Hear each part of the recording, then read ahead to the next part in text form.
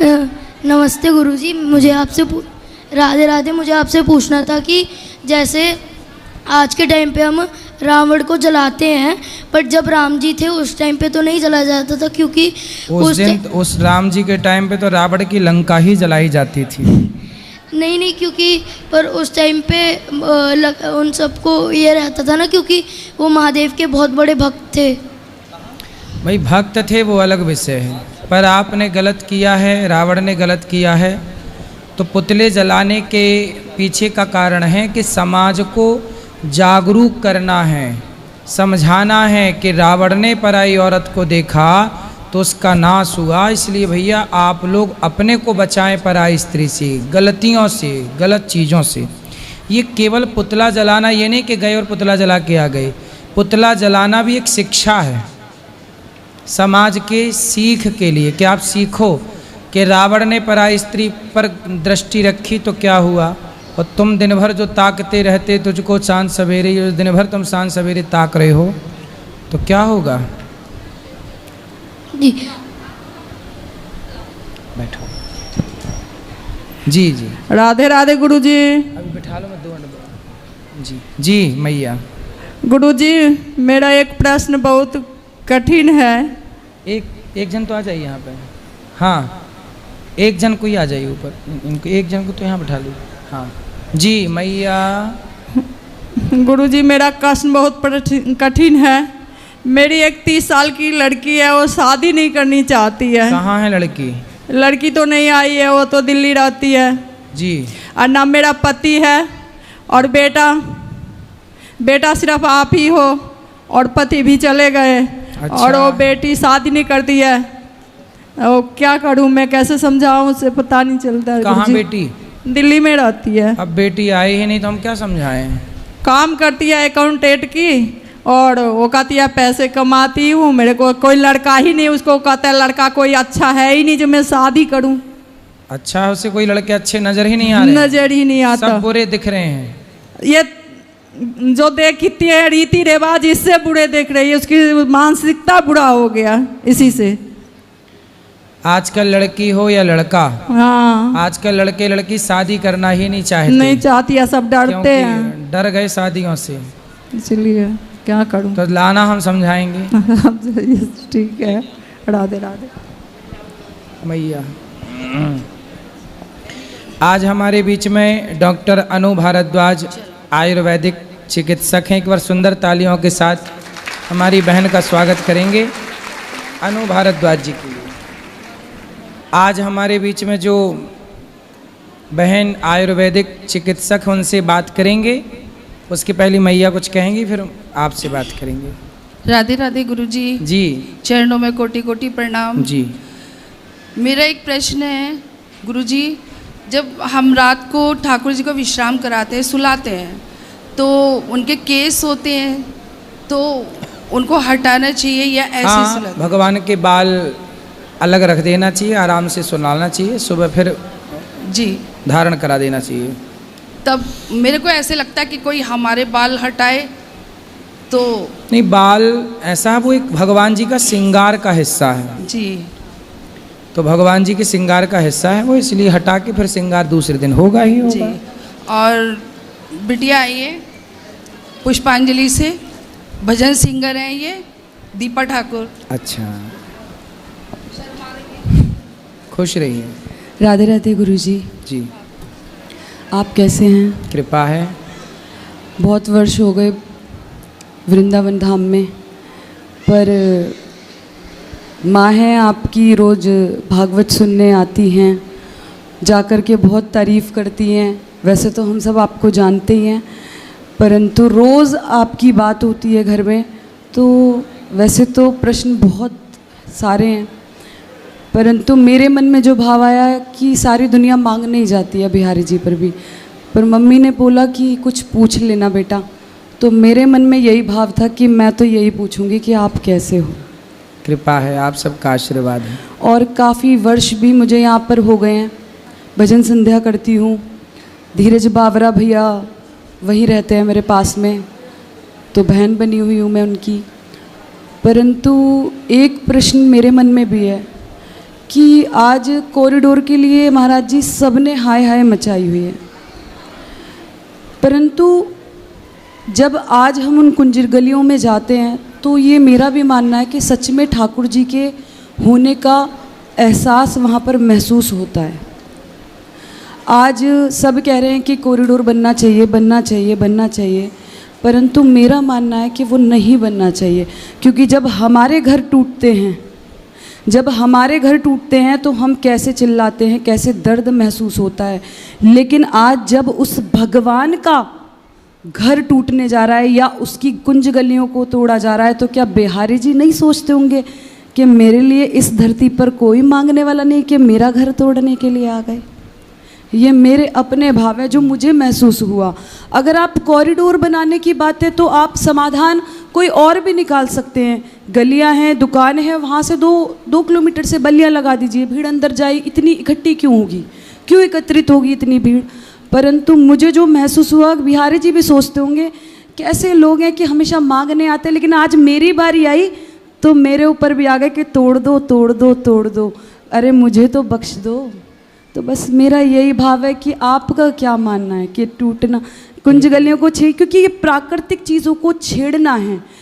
पूर्वजों जो आज लोग ये भी महाराज जी कह रहे हैं कि गोसाइयों ने, पुजारियों ने खा लिया, तो मैं एक बात और बोलूँगी कि गोसाई पुजारी ज़बरदस्ती तो आपकी जेब से नहीं छीन रहे ना मैं किसी गोसाई परिवार से हूँ, ना पुजारी परिवार से हूँ, पर आज जब आपके बिजनेस चल रहे हैं तो बहुत अच्छा महसूस होता है। लेकिन ये ठाकुर जी की उन गोसाई और पुजारियों पर विशेष कृपा हुई, उनके पूर्वजों पर और उनके परिवारों पर, कि वो इतने वर्षों से ठाकुर जी उन्हें खिला रहे हैं, पाल रहे हैं।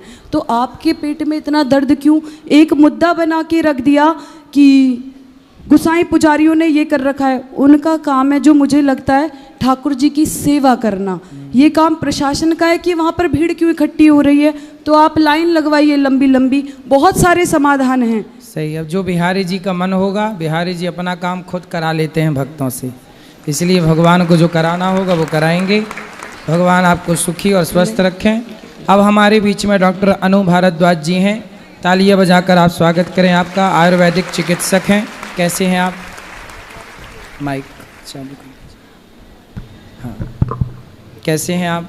मैं बहुत अच्छी हूँ जी, आप कैसे हैं महाराज? एकदम कृपा है। तो आप कब से इस आयुर्वेद को समझ रहे हैं, जान रहे हैं? जी 27 साल हो गए हैं लोगों की सेवा करते हुए। जी हाँ। तो आयुर्वेद में क्या है और क्या नहीं है? आयुर्वेद में सब कुछ है, क्योंकि आयुर्वेद जो है ये जीवन का शास्त्र है, आयु का शास्त्र है, उसका ज्ञान है ये। तो ये एक जीवन शैली है। तो हमें जन्म लेने से पहले ही किस तरह से दुनिया में आना है और कैसे जाना है, वहाँ तक का पूरा जो हमारी जीवन हमने यापन करना है, हर चीज़ के बारे में बहुत विस्तृत जो जानकारी आयुर्वेद में है। स्वस्थ रहने से लेके पहला उद्देश्य है स्वस्थस्य स्वास्थ्य रक्षणम, दूसरा उद्देश्य है आतुरस्य विकार प्रशमनम च अभिधीयते। तो स्वस्थ कैसे रहना, स्वस्थ व्यक्ति हैं तो स्वस्थ ही रहें, बीमारी क्यों पड़ रहे हैं। स्वस्थ रहने के लिए क्या खाएं और क्या ना खाएं? मैं तो सबसे यही प्रार्थना करूंगी कि जिस तरह से हम लोग ऋतु के अनुसार खाते थे, जो मौसम आया, जो सीज़न आया, उसके हिसाब से हम 2-2 महीने हमारी डाइट अलग तरह से रहती थी। जो फल, जो सब्जियां जिस ऋतु में, जिस सीज़न में आती हैं, हमें वही खाना चाहिए। वो प्रकृति ने हमारे लिए बनाया। और जहाँ हम रहते हैं उस जलवायु में, उस जल से जिसका सिंचन हुआ, जिसका पोषण हुआ, जिस मिट्टी में हम पैदा हुए, उस मिट्टी में जो अनाज हमारे लिए पैदा हुआ, जो तेल हमारे आसपास पैदा हो रहा है, जो फल हैं, सब्जियां हैं, वो प्रकृति ने हमारे लिए बनाई। क्योंकि हम एक ही जलवायु में पल बढ़ के बड़े हुए, तो हम एक दूसरे के मित्र हैं। लेकिन जब हम लोग दूसरी जगहों की चीज़ें स्वाद के लिए या फैशन के लिए खाते हैं, तो वही क्या स्वाद और फैशन के लिए क्या खाते हैं? जैसे कई सारी ऐसी बातें की जाती हैं कि ऑलिव ऑयल है, फॉर एग्जांपल, एक छोटे से एक एग्जांपल है कि ऑलिव ऑयल खाना चाहिए, ऐसे सबको बोला गया। घी मत खाइए, सरसों का तेल मत खाइए, तो अगर ईश्वर को ये मालूम पता था कि ऑलिव ऑयल ही सेहत के लिए अच्छा है, तो ईश्वर सब जगह ऑलिव पैदा करते हैं। जैतून के तेल की मैं बात कर रही हूँ, लेकिन जैतून का तेल यूरोप में होता है। वहाँ के जलवायु के हिसाब से, वहाँ के एनवायरनमेंट के हिसाब से वहाँ के रहने वाले लोगों के लिए वो सही है। हमें सरसों की ज़रूरत है। सरसों का तेल सबसे बेस्ट। मूंगफली का है, तिल का है और नारियल का है। अच्छा, तेल तो मूंगफली सरसों का है, ये खाना चाहिए, पर बाजार में चीज़ें ना रिफाइंड तेल मिलता है।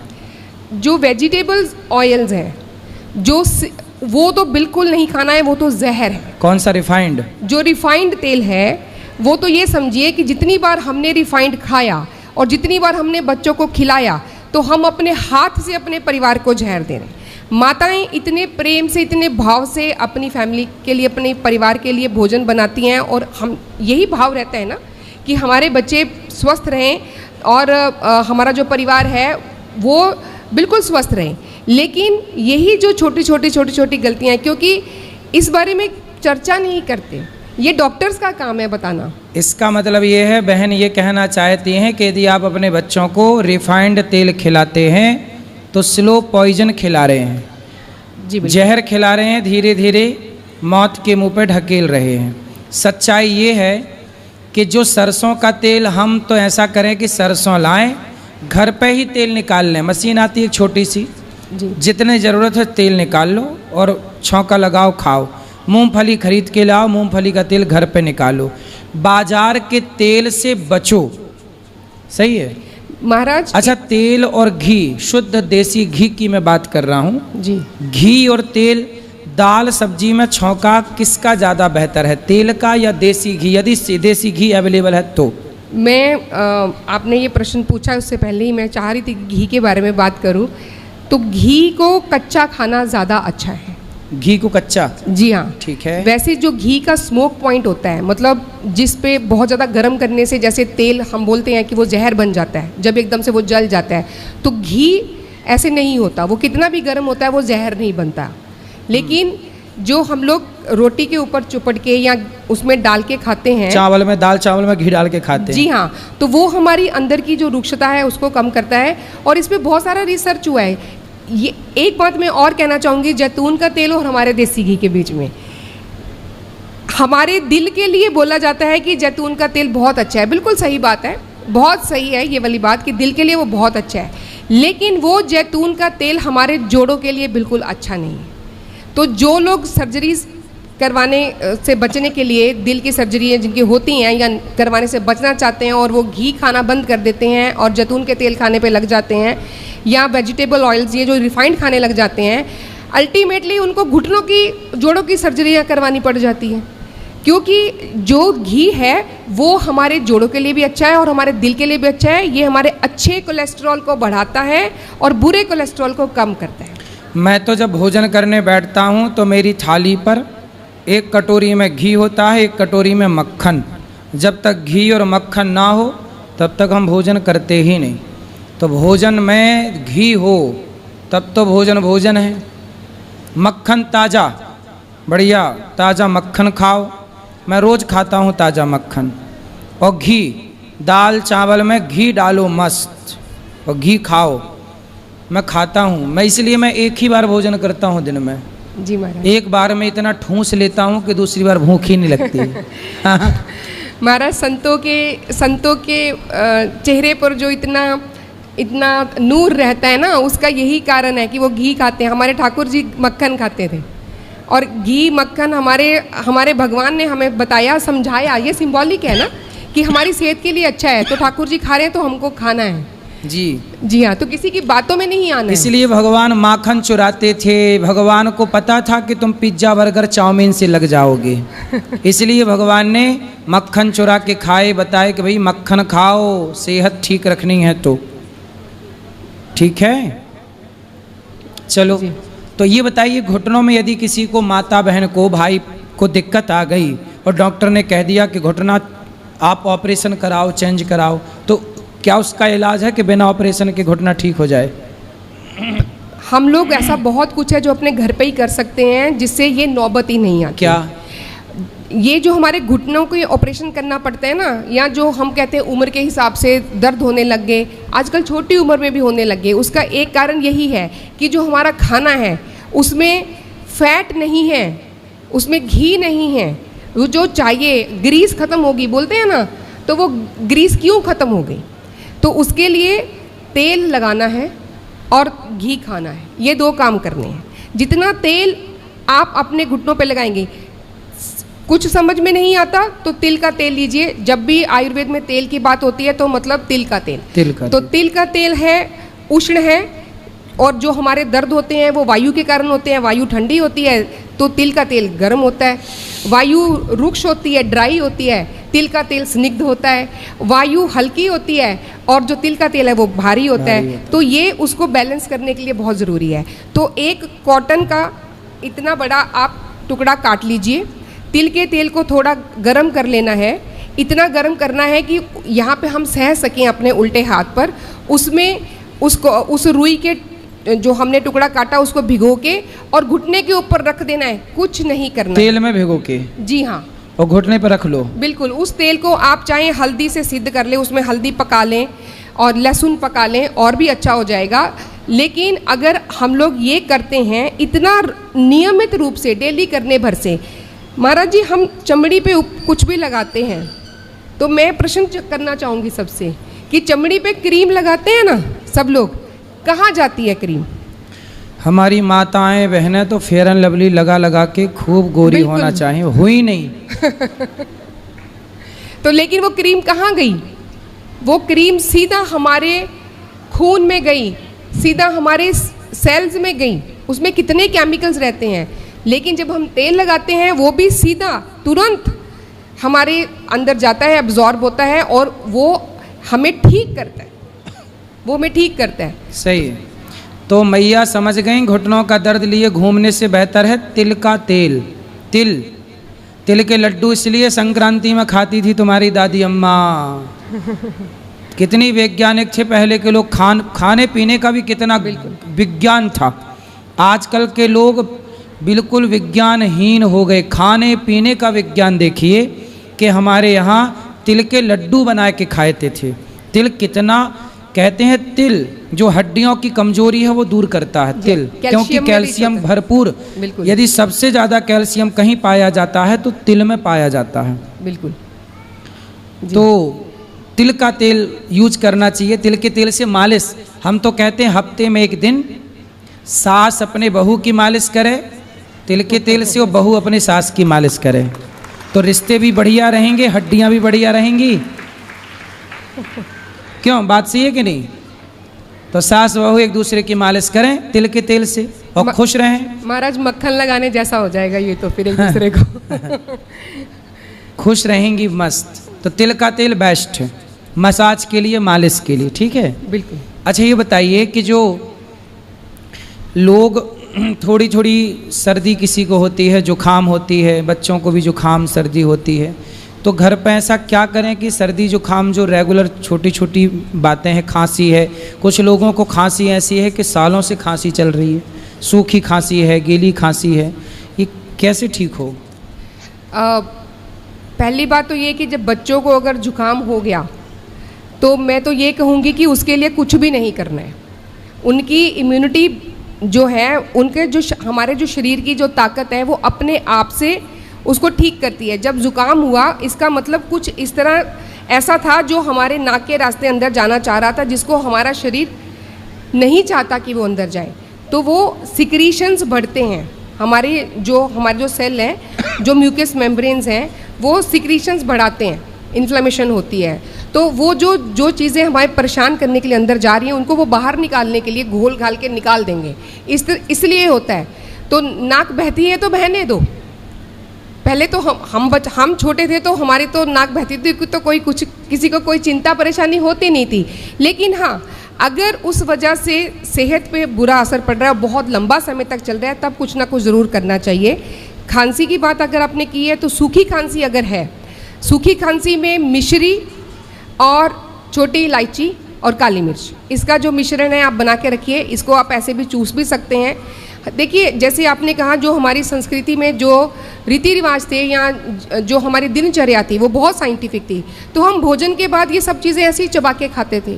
चीनी में मिश्री में इलायची डाल के या सौंफ डाल के हम खाते थे। सही है, सही है। अगर गिल्ली खांसी हो गई, यानी कि सर्दी से अगर खांसी मंदिरों में भी प्रसाद मिश्री का ही दिया जाता है, क्योंकि ये पोल्यूशन से बचने के लिए। सही है। पोल्यूशन से बचें, या हम लोग गए हैं तो वहाँ बहुत सारे जीवाणु कीटाणु हमें मिल रहे हैं, तो वो मिश्री का प्रसाद जो दिया उसने उसको घोल दिया, वो गले के साथ चिपका नहीं, वो गले के साथ चिपके नहीं।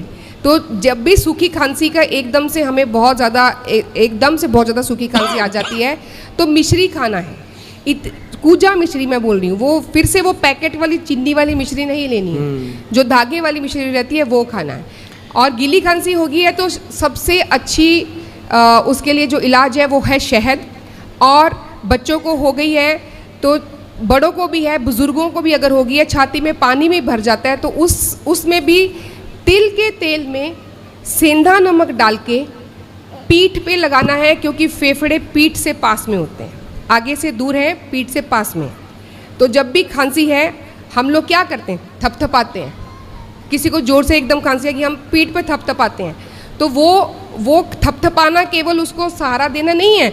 जब हम थपथपाते हैं जोर से तो वो जो हमारे जो सांस लेने के छोटे छोटे बलून्स हैं, एल्वियोलाई हैं, उसमें वो म्यूकस भर जाता है, वो कफ भरा रहता है, इसलिए हमें सांस लेने में दिक्कत रहती है।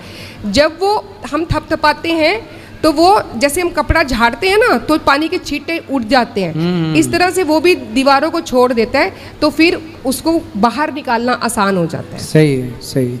अच्छा, महिलाओं को ना सबसे ज़्यादा रोग होता है, अधिकांश स्त्रियों को कमर का दर्द।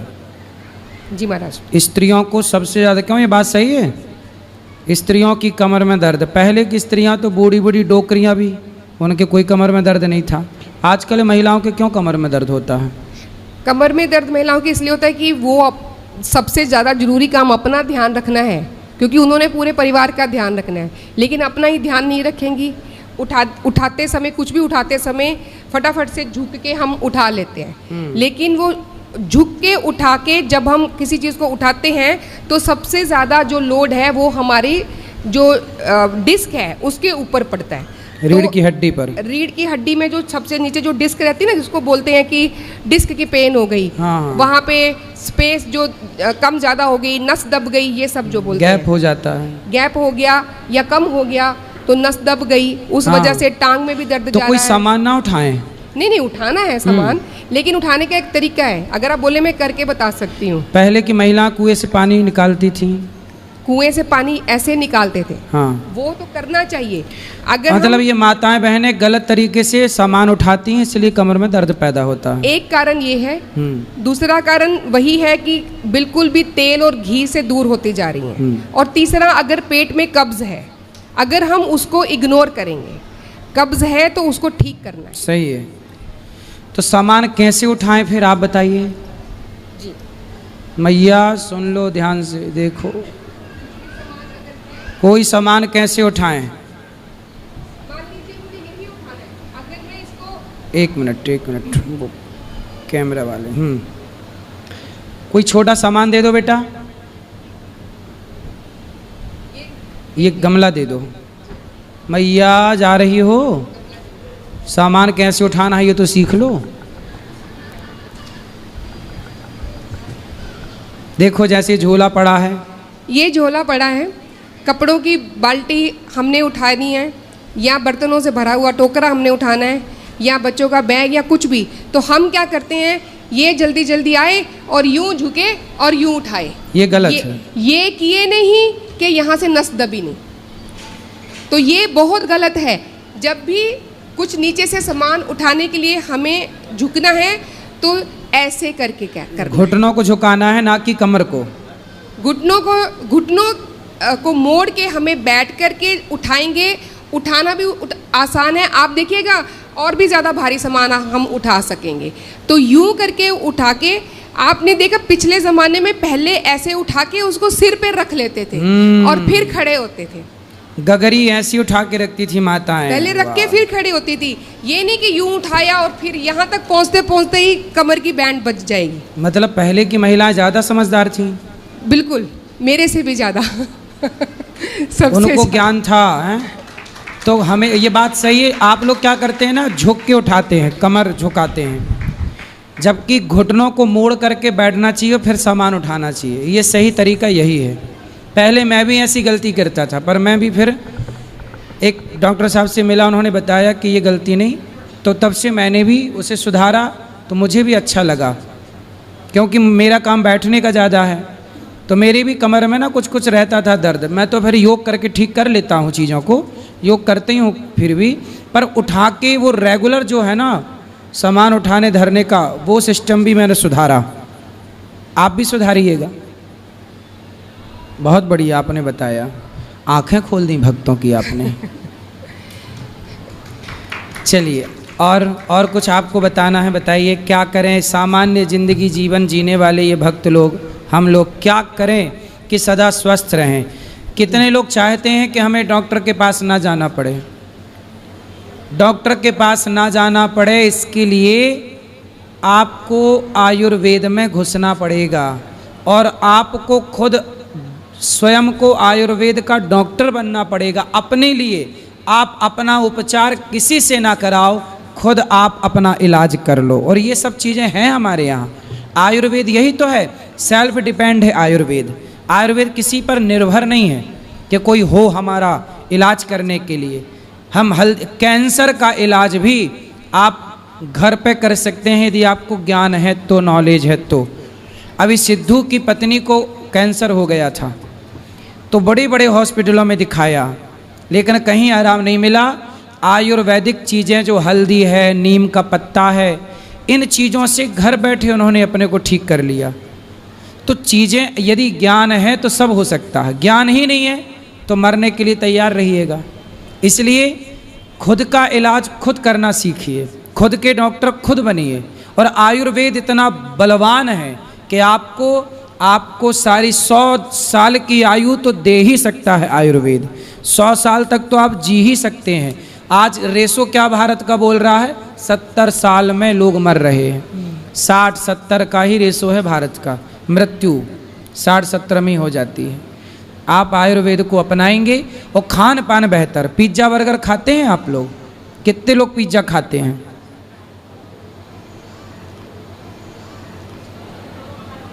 पिज्ज़ा खाती हो मैया?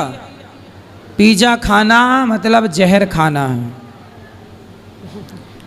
पिज्ज़ा बर्गर चाउमीन में एक पदार्थ डाला जाता है जो लिक्विड फॉर्म पे होता है, जैसे टमाटर सॉस की तरह कुछ और भी डलता है। वो बताते हैं कि भाई ने जो बेचता है उस पदार्थ को, उसने बताया मेरे को प्रश्नोत्तरी में कि महाराज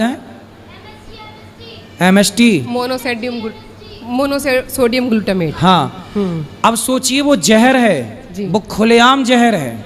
क्या है आप बताइए जरा। वो मोनोसोडियम ग्लूटामेट एक चीज़ होती है जिसको जो एक खास तरह की खुशबू आती है ना, जिससे सूंघते ही हम जिसमें भाग के चले जाते मतलब हैं। उसमें डलता है ये पिज्जा बर्गर में? जी हाँ, उसमें वो फ्लेवर देने के लिए डाला जाता है। और ये कितना नुकसानदायक है? ये लीवर को तो एकदम से ख़त्म ही कर देता है, सारी सिस्टम को ये मतलब ये बच्चे जो हैं, आप अपने बच्चों को यदि पिज्जा बर्गर चाउमीन खिला रहे हैं तो समझ लो कि आप अपने हाथ से बच्चों को जहर खिला रहे हैं। ले बेटा खा और जल्दी जा। तो आप पता नहीं इतनी सी बात भारत के लोग क्यों नहीं समझ रहे हैं, क्यों अपने पाँव में कुल्हाड़ी मार रहे हैं, मुझे समझ में नहीं आता। बोलो बेटा क्या कह रहे हो? ये माइक दे दे छोरा पाठक, क्या बात कर, ये आप बता। बेटी खड़ी हो जा, तुम तो बात कर चुके ना। नहीं, वो पीछे में कुछ पीछे। नमस्ते गुरुजी, राधे राधे। राधे राधे। जैसे आपने बोला कि हम लोग पिज़्ज़ा नहीं खा सकते, होममेड पिज़्ज़ा अच्छा होता है जो हम घर पे बना के खाते हैं? हाँ, घर पे बनाओ तो आप घर पे वो फ्लेवर वाली चीज़ जो बताई गई वो तो डालते नहीं होंगे आप लोग। हाँ वो क्यों डालेंगे? घर पे जो बना के खाना है बेस्ट है, खाओ। सत्तू खाया करो। हाँ जी। सत्तू खाती हो? हाँ जी। सत्तू मन मिट्ठू, कब घोरूं कब खाऊं, खाया करो। Thank you. जो पिज़्ज़ा आपने बोला ना, उसमें मैदा रहता है। हम लोग अगर हम लोग खुद का बेस बनाते हैं, आप अगर जो मिलेट्स रहते हैं उसका बेस बनाकर अगर आप खाएंगे तो वो सही है। तो उसको आप बेक करके खा, तंदूर, हमारे तो तंदूरी रोटियां खाते थे और एक बात मैं और बोलना चाहूँगी, सभी ने हाथ खड़ा किया कि कोई डॉक्टर के पास नहीं जाना चाहता। तो हम जब छोटे थे तो हमारी नानी दादी हमें बताती थी कि पैर गरम, पेट नरम, सिर ठंडा। पैर गरम, पेट नरम, सिर ठंडा, तो डॉक्टर आए तो उसको मारो डंडा। यानी कि पैरों को गर्म रखना है, उसको मालिश कीजिए, उसको गर्म पानी में डालिए। पेट नरम रहना चाहिए, ज़्यादा नहीं खाना। केवल 2 वक्त की रोटी हमारे शास्त्रों में, हमारी कहानियों में, हमारी लड़ाइयों में, हमारे तानों में, हमारे मुहावरों में, तो उसे कम भोजन करना है, अच्छे से पचने वाला, ताकि पेट नरम रहे। और सिर को ठंडा रखना है, सिर को कभी हीट नहीं देना है, और इसमें दिमाग भी ठंडा रखने की बात कही है। अगर ये 3 चीज़ हैं तो फिर हमें डॉक्टर के पास जाने की जरूरत नहीं। इसलिए शंकर जी की जटा में गंगा है, ताकि दिमाग ठंडा हो। पेट नरम कैसे होगा? बढ़िया पेय पदार्थ ज़्यादा लेना चाहिए। सत्तू इसलिए घोल के पीने का विधान है। पेय पदार्थ खाओ कम, पियो ज़्यादा, जी, है ना? बिल्कुल। और पाँव गरम, मतलब पाँव से चलते रहो। गरम पानी में तो डालो, पर चलते रहोगे तो गरम रहेंगे। ठीक है। वाणी थोड़ा नरम, वाणी थोड़ा नरम, ताकि व्यवहार ठीक रहे। धन्यवाद। राधे राधे। ठीक। अब ना खाना पिज्जा बर्गर है बाजार का। महाराज, वाणी की बात आपने की, तो यही जीभ है, बोलेगी तो भी, ज़्यादा बोलेंगे तो भी समस्या, और ज़्यादा खाएंगे तो भी समस्या। सही है। हमारी कुछ मैयाएं तो बहुत खाती हैं, रोटी नहीं खाती, रोटा बना के खाती हैं। आखिरी में 4-6 लोई का एक रोटा बनाती हैं, आखिरी में जितना आटा बन जाए सारे आटे की एक रोटी बना लेती हैं माताएं, और फिर बिंदास एक रोटा इतना मोटा और फिर वो खा के बीमार पड़ी हैं। इसलिए जितना बेहतर मैया खाओगी, सलाद ज़्यादा खाओ, ककड़ी खाया करो, चुकंदर खाया करो, फल एप्पल रोज खाओ, केला खाओ, आम का सीजन है, आम खा जाओ 2-4। आम भी पेट भर देता है ना, बहुत हेल्दी है आम जी। तो आम खाओ। बहुत बहुत धन्यवाद, आप आए, बहुत अच्छा लगा। भगवान आपको सुखी रखें। जी महाराज। प्रसन्न रहिए।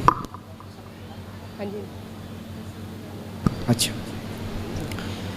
अब एक और छोटा सा प्रश्न हम बहन से करेंगे कि प्रसव, आजकल ना डिलीवरी जो होती है, अधिकांश डॉक्टर पेट फाड़ के ही और बच्चा तब पैदा होता ऑपरेशन से। हमारे पुराने पद्धति में क्या था कि नॉर्मल ही डिलीवरियां होती थी।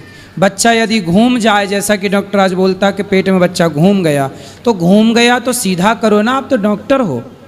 पहले की ताई तो सीधा कर देती थी। जी बिल्कुल। तो वो बड़ी डॉक्टर कहलाई कि आप बड़े डॉक्टर कहलाए। इसलिए पुरानी पद्धति गलत नहीं थी। अब हमारी बहन बताएंगी कि क्या क्या करें कि नॉर्मल डिलीवरी की संभावनाएं बढ़ जाएं।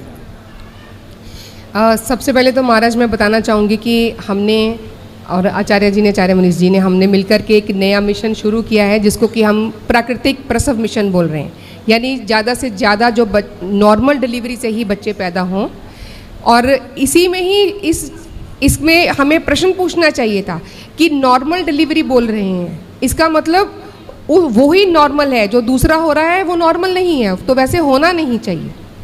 तो इसमें समझने के लिए मैं एक उपमा से समझाना चाहूँगी आपकी आज्ञा से, कि जैसे तितली को हम सब पसंद करते हैं, तितली से सब प्रेम करते हैं, वो बहुत खूबसूरत रंगों वाली होती है। तितली के बारे में गाना भी बना था ना, तितली उड़ी बस में चढ़ी, ड्राइवर बोला आजा मेरे पास, तितली बोली हट बदमाश वही वाली तितली की बात चल रही है। जी हाँ। तो वो जो तितली कैसे बनती है ये सबको मालूम है ना। एक कीड़ा रहता है जिसको कैटरपिलर बोलते हैं, तो वो अपने आसपास एक धागे का जो जाल बुन के एकदम उसके अंदर वो पैक हो जाता है। तो वो 1 से 2 हफ्ते उसके अंदर ही रहता है, और उसके अंदर कोकून बोलते हैं उसको, उसमें रहते रहते उसके पंख अंदर से उगते हैं। और जब उसको बाहर निकलना होता है तो वो उसका कुछ घंटों का संघर्ष होता है। तो उस घंटों के संघर्ष में वो सिर से मार मार के उस कोकून को, जिसके अंदर वो कैद है, शहतूत के पेड़ पे आपने लटके हुए देखे होंगे सिल्क के धागे के कीड़े, तो वही कीड़े जो है तितलियां बनते हैं, तो उनको वो तोड़ के बाहर निकलने की कोशिश करता है। उसमें उसको बहुत सारे घंटे लगते हैं, वो थक जाता है, फिर से कोशिश करता है, फिर थक जाता है, फिर से कोशिश करता है। और उस प्रक्रिया में क्या रहता है कि उस कीड़े की बॉडी में, उसके शरीर में बहुत सारा जो पानी भरा, फ्लूइड भरा होता है, वो उस संघर्ष में, उस छोटे से सुराख में से बाहर निकलने की प्रक्रिया में, वो जो उसकी बॉडी में फ्लूइड भरा वो उसके पंखों में चला जाता है, पुश होके।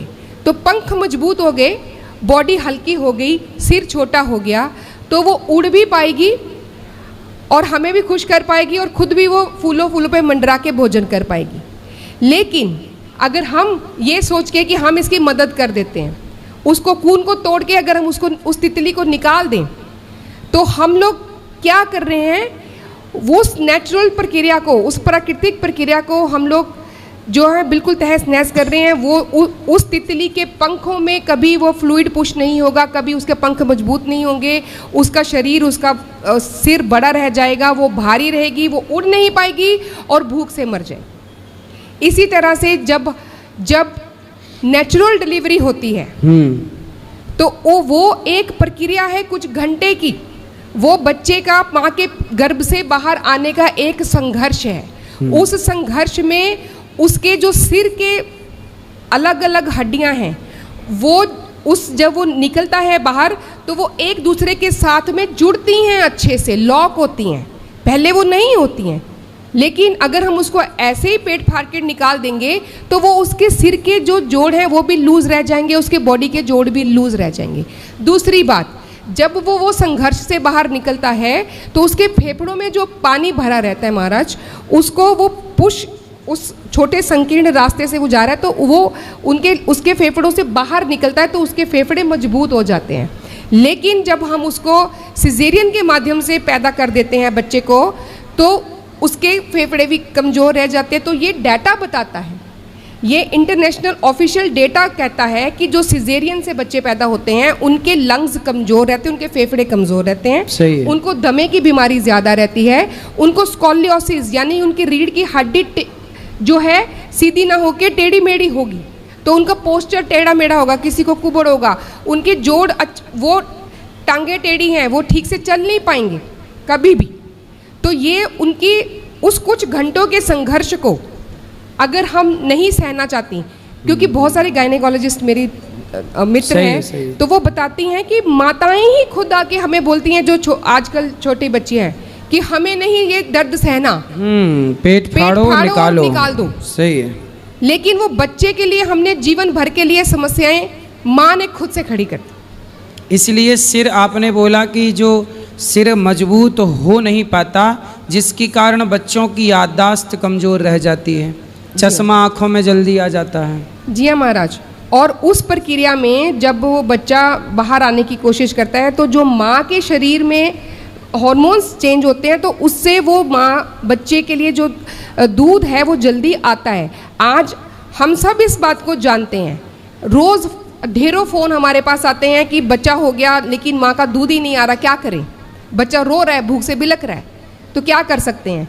क्योंकि ये जो शॉर्टकट हम अपनाना चाहते हैं, इसी तो आपने ये पूछा कि क्या करें हम ऐसा, तो करना वही है जो हमारी घर की जो बड़ी बुजुर्ग हमें बताती थी, जो दाइयाँ हमें बताती थी कि 9 महीने गर्भ के किस तरह का भोजन हमें करना है। हमें बेड रेस्ट नहीं करना है। गर्भवती माँ कोई पेशेंट नहीं है, उसको गर्भिणी होते ही बोलने लगती हैं कि पेशेंट आ गई है। सही है। आजकल तो देखो जूजू बना दिया है, क्यों? गर्भवती हुई स्त्री के बस उसको अलग धीरे धीरे चलना, ऐसे ऐसे ऐसे ऐसे ऐसे। पहले की स्त्रियां उकड़ू बैठ करके 8वें महीने में 7वें महीने से पोंछा लगाती थी घर में, क्योंकि उकड़ू बैठने से डिलीवरी की संभावना 99% बढ़ जाती है। बिल्कुल, आपने बिल्कुल ये बहुत ही साइंटिफिक बात महाराज ने कही है। और दुनिया के बहुत सारे ऐसे देश हैं जहां आज भी डिलीवरी बैठ के करवाई जाती है। हाँ होती है। हमारे यहाँ भी ऐसे ही रहता था।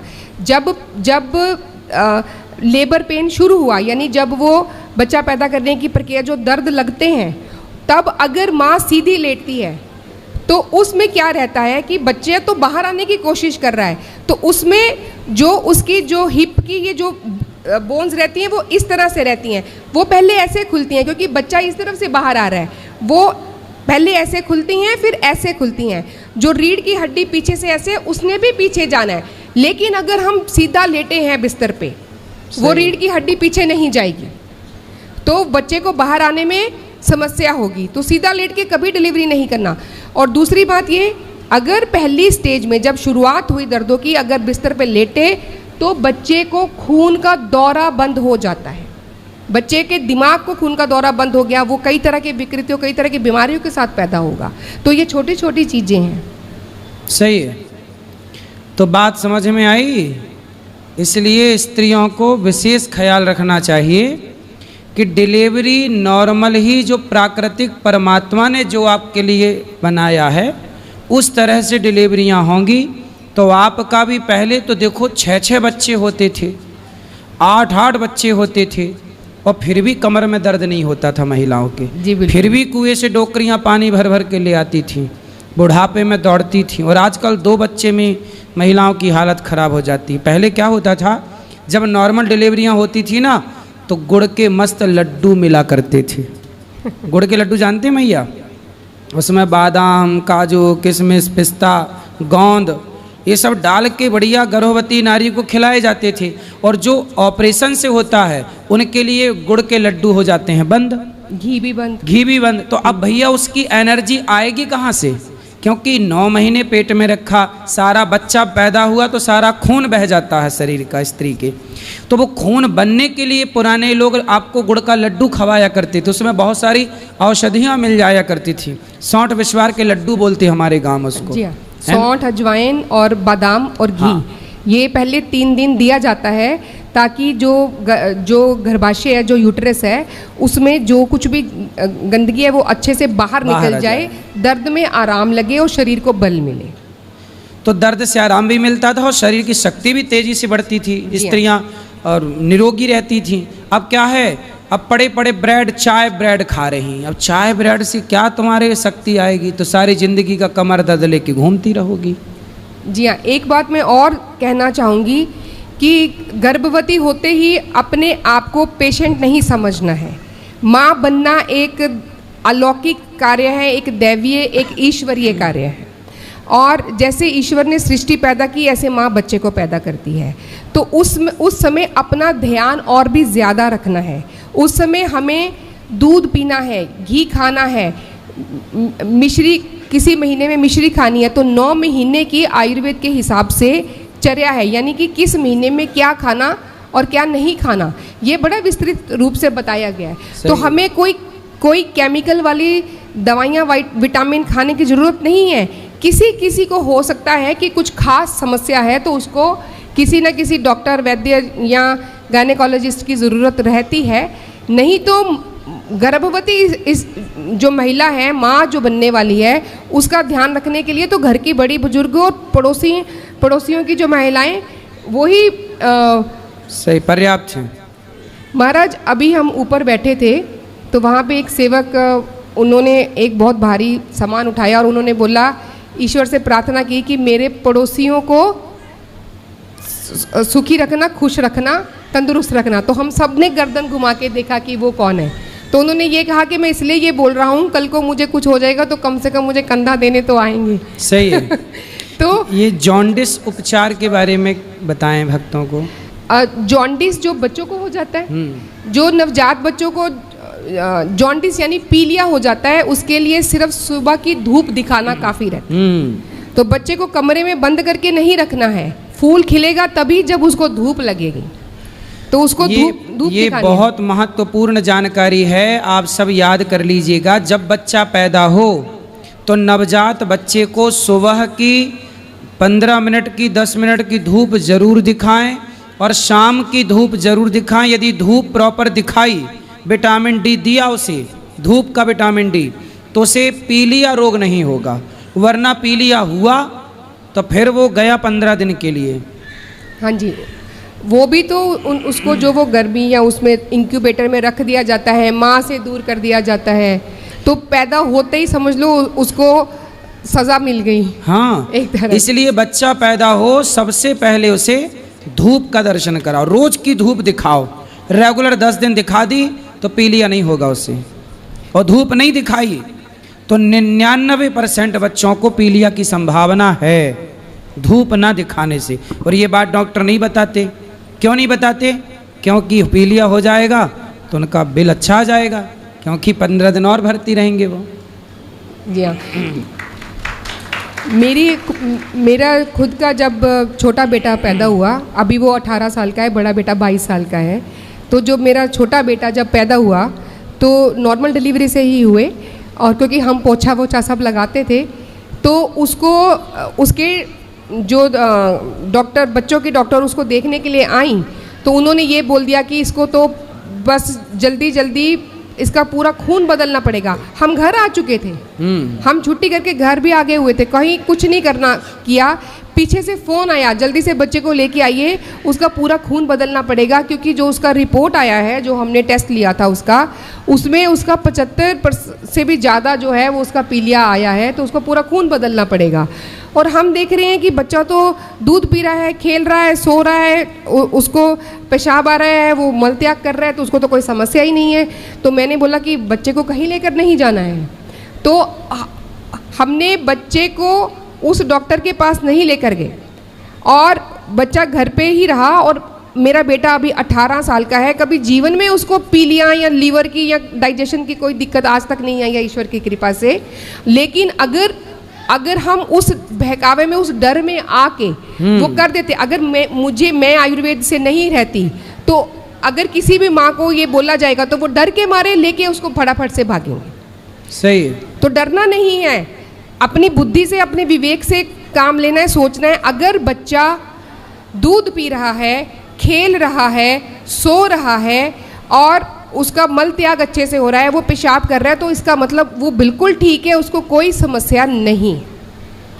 सुंदर। तो मैया समझ गई मेरी माँ। तो ध्यान रखना, जिनके बच्चे होने वाले हैं वो विशेष ध्यान रखें, और जिनके अभी 2-4 साल बाद होंगे वो लिख लें ताकि याद रहे। ठीक है जी, बहुत बहुत धन्यवाद।